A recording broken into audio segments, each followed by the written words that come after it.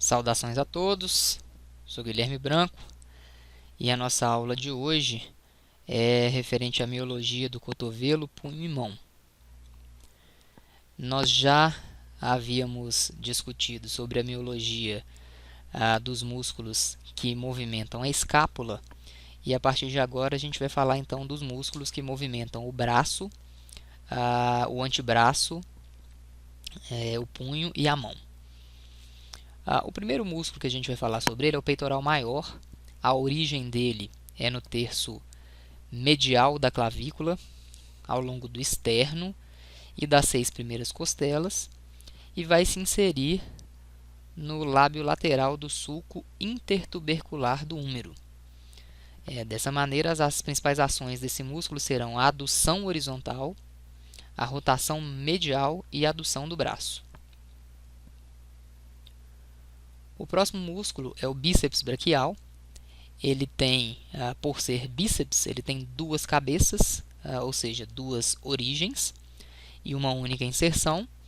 A cabeça longa, ela vai ter a sua origem lá no tubérculo supraglenoidal da escápula.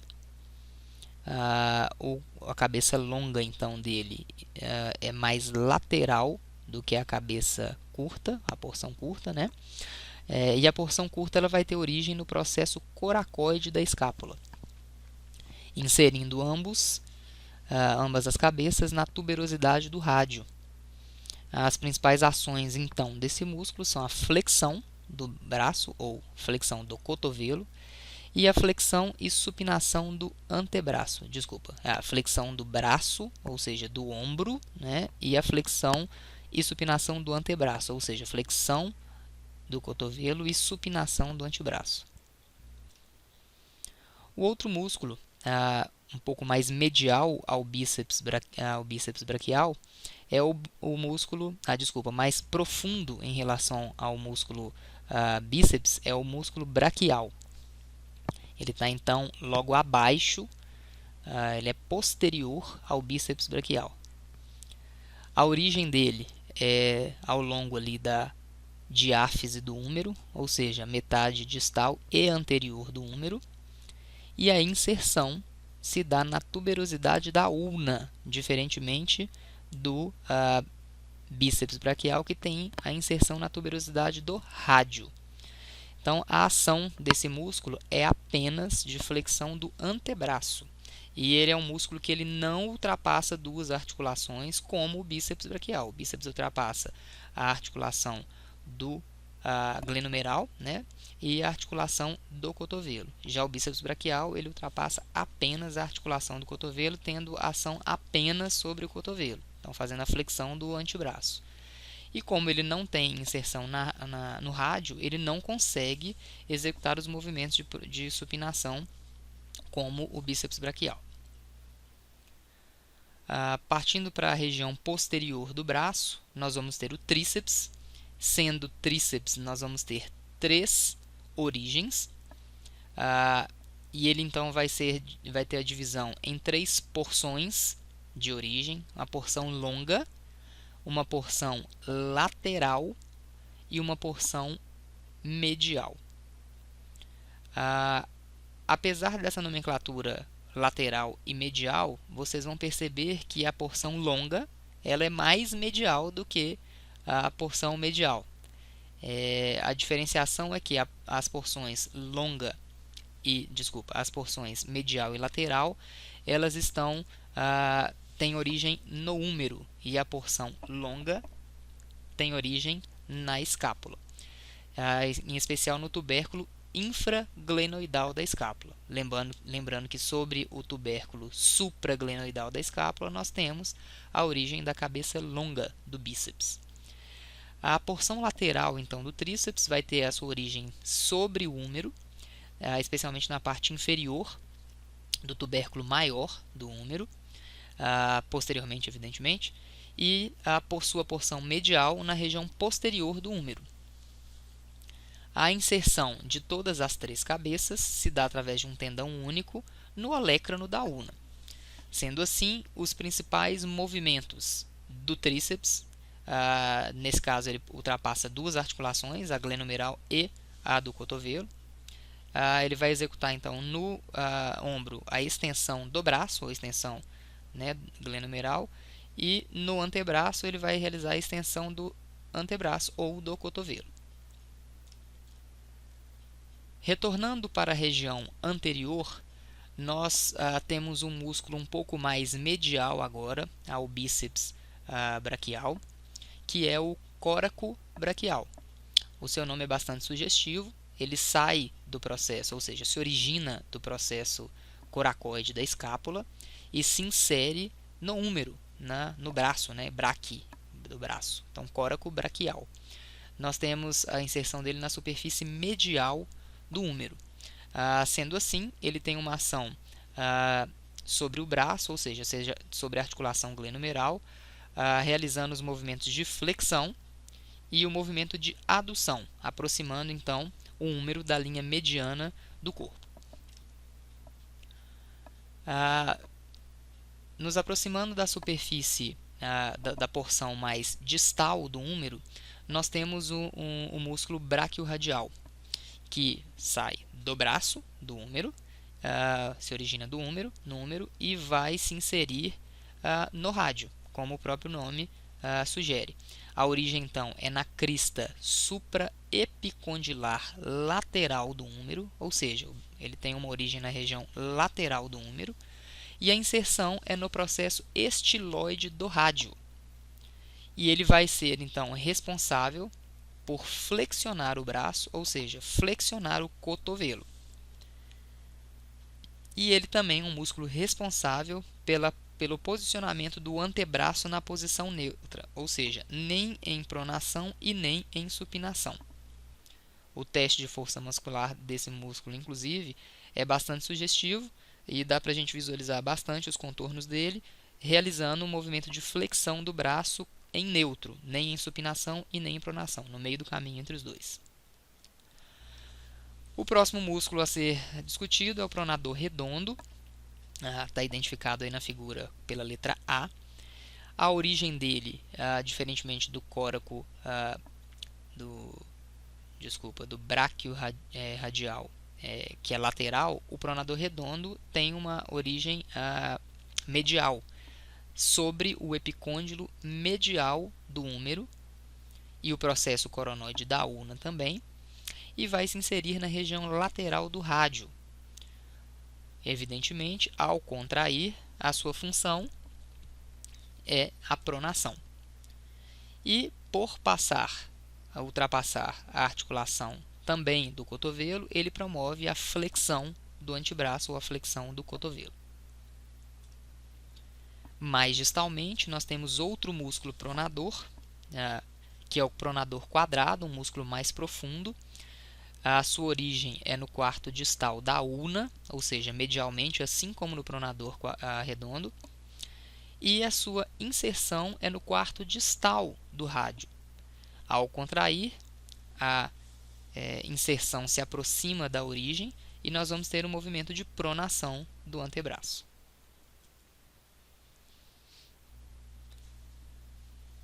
Nós vamos passar então para o músculo supinador, que o próprio nome sugestiona a sua função.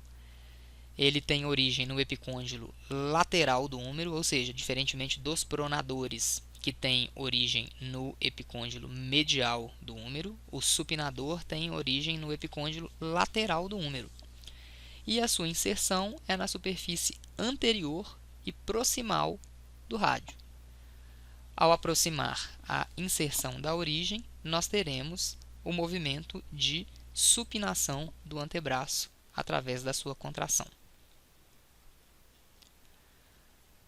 Um outro músculo menor e mais distal no braço é o músculo ancônio, que tem a sua origem no epicôndilo lateral do húmero e a inserção no olécrano da ulna, e é um músculo extensor do antebraço ou extensor do cotovelo, assim como o tríceps braquial. Partimos então para o flexor radial do carpo, lembrando que os flexores, tanto dos dedos da mão quanto do punho, têm uma origem comum, nas adjacências do epicôndilo medial do húmero. Então, o flexor radial do carpo, ele também tem a sua origem no epicôndilo medial do húmero, e a inserção na base do segundo e terceiro metacarpais. E o seu nome é decorrente da maior parte do seu trajeto ser coincidente com o eixo longitudinal do rádio, e em especial a sua inserção é ao longo da projeção do eixo longitudinal do rádio. A sua ação vai ser a flexão do carpo, ou flexão do punho, e o desvio radial da mão. Palmar longo é um músculo que está ausente em algumas pessoas, uma variação anatômica comum, que não traz implicações importantes do ponto de vista funcional, e ele vai ter a sua origem também no epicôndilo medial do húmero, e vai ter a sua inserção na fáscia palmar, que é essa projeção de tecido conjuntivo bastante importante que existe nessa região da palma da mão. A sua ação é a flexão da mão, ou flexão do punho, né? Ainda dentro do grupo dos flexores, nós temos o flexor ulnar do carpo, que também tem origem no epicôndilo medial, e a sua inserção vai ser sobre o pisiforme e a base do quinto metacarpo. O seu nome, flexor ulnar do carpo, se deve ao fato das suas fibras e a sua inserção estarem ao longo do eixo longitudinal da ulna. Sua ação, então, é a flexão do punho e o desvio ulnar da mão. Flexor superficial dos dedos é um músculo que tem a origem também no epicôndilo medial, sendo um flexor, tem a origem no epicôndilo medial do húmero, e também ao longo do rádio e da ulna, especialmente o processo coronoide da ulna e ao longo ali da diáfise do rádio. A sua inserção é na falange média do segundo ao quinto dedos. Então, não tem uma projeção, é um músculo policaudado, ele não tem uma projeção de uma das suas caudas sobre o polegar, do segundo ao quinto dedos. E a sua ação, então, vai ser a flexão das falanges proximais e médias do segundo ao quinto dedos. Uma vez que a inserção dele não vai até a falange distal, ele não consegue fletir a falange distal, ele flete a média e a proximal. O flexor profundo dos dedos, ele já vai ter a origem bem próxima ali na região medial, né, da ulna, no terço superior ali da ulna. Não vai ter origem na região do epicôndilo lateral, diferentemente do flexor superficial e dos outros flexores. Ele é uma exceção ao grupo dos flexores. E a sua inserção vai ser na falange distal, do segundo ao quinto dedos. Então, também não tem uma das suas caudas se fixando no polegar. A ação dele, então, é a flexão das falanges proximais, médias e distais, porque ao contrair ele flexiona todas as falanges, do segundo ao quinto dedos. A principal diferença, então, entre o flexor profundo dos dedos e o superficial dos dedos é que o superficial dos dedos ele tem origem no epicôndilo lateral, no epicôndilo medial, e a sua inserção é na falange média, ao passo que o flexor profundo não tem a sua inserção, sua origem sobre o epicôndilo medial, e a sua inserção ela finaliza na falange distal dos dedos 2 a 5. Partindo para o grupo dos extensores, que vão ter então a sua origem comum nas adjacências do epicôndilo lateral, nós começamos pelo extensor radial longo do carpo. Então, para os extensores e o radial, nós temos dois músculos, o radial longo e o curto do carpo. O extensor radial longo do carpo ele tem a sua origem na crista supraepicondilar lateral do húmero, então nas adjacências ali do epicôndilo lateral, e a inserção na base do segundo metacarpo, ao longo do trajeto do eixo longitudinal do rádio. A ação, então, é a extensão do punho e o desvio radial da mão. Já o extensor radial curto do carpo, ele tem origem no epicôndilo lateral do húmero, sendo um extensor, e a inserção na base do terceiro metacarpo. Então, ele tem uma trajetória um pouco mais medial em relação ao extensor radial longo do carpo, que se insere, ao longo ali do segundo metacarpo, o extensor radial longo do carpo, e o extensor radial curto do carpo no terceiro metacarpo. E a ação é a extensão da mão. Já o extensor ulnar do carpo, ele também tem a sua origem no epicôndilo lateral e a inserção na base do quinto metacarpo. E a sua ação, naturalmente, vai ser a extensão do punho e o desvio ulnar da mão. Então, a sua inserção ela é coincidente com a projeção do eixo longitudinal da ulna, por isso o extensor ulnar do carpo. Temos então o extensor dos dedos, sendo o extensor também tem sua origem no epicôndilo lateral do húmero, e a inserção é na base da falange distal dos dedos 2 a 5. Então também não tem ação sobre o polegar. Ele auxilia a extensão do punho e promove a extensão das falanges proximais, médias e distais do segundo ao quinto dedos, já que a sua inserção é na base da falange distal, ao se contrair ele estende todas as falanges, proximal, média e distal. Temos então o extensor do indicador. Nós sabemos que o indicador ele tem músculos específicos para ele, que um deles é o extensor do indicador. A origem é na ulna, no terço distal, ali, médio distal da ulna, e a sua inserção vai se dar na base da falange distal do segundo dedo, ou seja, do indicador. Ele também auxilia a extensão do punho, porque ele cruza a articulação do punho, e ele, em especial, promove a extensão das falanges proximal, médio e distal do segundo dedo do indicador por ultrapassar todas essas articulações. O extensor do dedo mínimo, que também tem uma musculatura específica para ele, então os dois dedos que vão ter musculaturas extensoras específicas para ele são o indicador e o dedo mínimo. Então, o extensor do dedo mínimo, ele, juntamente com os outros extensores, tem origem no epicôndilo lateral do húmero. Então, diferentemente do extensor do indicador, que não tem a origem sobre o epicôndilo lateral, o extensor do dedo mínimo segue o padrão dos extensores, que é a origem no epicôndilo lateral do húmero. A sua inserção é na base da falange distal do quinto dedo, então ele também auxilia por atravessar a articulação do punho e as articulações interfalangianas proximais, médio e distal. Nós vamos ter a participação dessa musculatura no auxílio da extensão do punho e na extensão, promovendo a extensão das falanges proximal, médio e distal do quinto dedo. O músculo flexor, vamos passar então agora para a musculatura flexora, né, do polegar. Temos o músculo flexor do polegar, que tem a sua origem no rádio, na superfície anterior, naturalmente, na superfície palmar, né, do antebraço.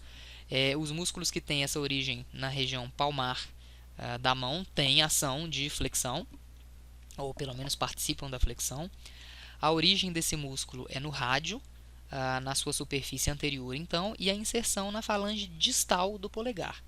Atravessando essas articulações, o músculo flexor longo do polegar vai promover flexão das falanges proximal e distal, lembrando que o polegar ele não dispõe da falange média, diferentemente dos outros dedos. Músculo abdutor longo do polegar está localizado na região, a origem dele está na região posterior do rádio. Ele também se origina ao longo da membrana interóssea e também um pouco da região média ali da ulna. E a inserção é na base do primeiro metacarpo. Ao se contrair, esse músculo promove a abdução do polegar, como seu próprio nome já diz. Extensor curto do polegar tem a sua origem na porção posterior distal do rádio. A inserção na base da falange proximal do polegar e vai promover o movimento, então, ao se contrair, aproximando a inserção da origem, a extensão da falange proximal do polegar. Por não ir até a falange distal, ele vai promover apenas a extensão da falange proximal. Já o extensor longo do polegar, ele vai ter a sua origem bastante parecida com a do extensor curto, na metade posterior da ulna e da membrana interóssea, mas ele não vai ter origem no rádio. E a inserção é na base da falange distal do polegar. Então, o extensor longo, como o próprio nome diz, ele é mais distal, a sua inserção é mais distal em relação ao curto. E aí nós vamos ter o movimento de extensão das falanges proximal e distal através da sua contração. Percorrendo, então, ultrapassando as duas articulações, ele vai promover ações sobre as duas. E nós temos essa estrutura na região lateral, distal ali, né, do punho, que é uma região formada por 3 tendões, que é denominada de tabaqueira anatômica. Esses 3 tendões são o extensor longo do polegar, o extensor curto do polegar e o abdutor longo do polegar. O abdutor longo do polegar, ele é o que está mais próximo da região palmar. Então, o L de palma nos ajuda a gravar o posicionamento do do abdutor longo do polegar, que está mais na região palmar, mais próximo, que está descrito aqui, identificado na figura com a letra B. Um pouco mais lateralmente, nós temos o músculo extensor curto do polegar. E depois, mais lateralmente, totalmente lateral, nós temos o extensor longo do polegar. Então, abdutor longo do polegar, extensor curto e o abdutor longo e o extensor longo do polegar. Esses são os músculos que compõem a tabaqueira anatômica. Os músculos da mão são bastante complexos em número grande, mas basicamente nós temos os músculos da face, na face palmar em especial, concentrados em 2 regiões. A região tenar, que é a região logo abaixo, né, ao longo aqui do eixo do metacarpo, do primeiro metacarpo, e a região hipotenar, que está logo, ela é coincidente com o eixo longitudinal do dedo mínimo. Então, hipo significa pequeno, pouco, né? E dedo mínimo, justamente o 5º dedo, essa região hipotenar. A região tenar, então, ela é composta por 4 músculos, que é o abdutor curto do polegar, o flexor curto do polegar, o oponente do polegar e o adutor do polegar, como pode ser visualizado na imagem que está na região superior aí do slide. Já a região hipotenar, ela é composta também por 4 músculos: o abdutor do dedo mínimo, o flexor do dedo mínimo, o oponente do dedo mínimo e o palmar curto. Todos eles demonstrados aí também na imagem aí inferior do slide.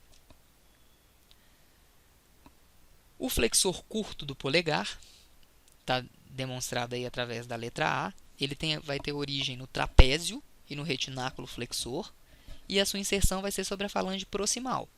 Naturalmente, ao se contrair, ele vai provocar a flexão da falange proximal do polegar.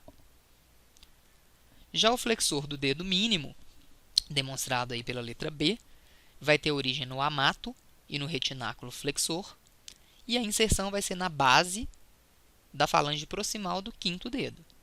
A ação dele, ao se contrair, aproximando a inserção da origem, é a flexão da falange proximal do quinto dedo. O abdutor curto do polegar, ele vai ter a sua origem no escafoide, no trapézio e também no retináculo flexor, e vai se inserir na falange proximal do polegar. Ao se contrair, vai provocar o movimento de abdução do polegar. Vale notar que a inserção do abdutor curto do polegar é um pouco mais lateral. Por isso, a sua ação de abdução. O abdutor do dedo mínimo, demonstrado aqui na figura pela letra B, ele vai ter origem no pisiforme e no tendão flexor radial do carpo. E a inserção é na falange proximal do quinto dedo, um pouco mais lateral, naturalmente um pouco mais medial. E na realização da sua contração, aproximando a inserção da origem, vai promover então a abdução do quinto dedo. O músculo oponente do polegar, demonstrado aqui na figura pela letra A, ele vai ter origem no trapézio e no retináculo flexor, e a sua inserção vai ser sobre o primeiro metacarpo. Naturalmente, ao se contrair, vai promover a oponência do polegar. O adutor do polegar, demonstrado na figura pela letra B, ele vai ter a sua origem no captato, na base do segundo metacarpo e na superfície palmar do terceiro metacarpo. E a inserção na base da falange proximal do polegar, um pouco mais medialmente. Ao se contrair, aproxima a inserção da origem e promove o movimento de adução do polegar. O músculo oponente do dedo mínimo vai ter a origem no amato e no retináculo flexor e a inserção no quinto metacarpo. Ao se contrair, aproximando a inserção da origem, vai promover o movimento de oponência do dedo mínimo. Então, assim como o polegar, o dedo mínimo também apresenta o movimento de oponência. Os músculos entre os metacarpos são denominados de interósseos, entre os ossos. E eles estão na região dorsal e na região palmar.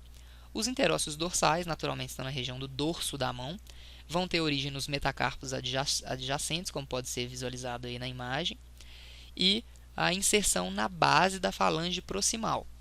Ao se contrair, aproximam a inserção da origem e promovem o movimento de abdução dos dedos, 2 e 4, e inclinação do terceiro dedo para a direita e para a esquerda.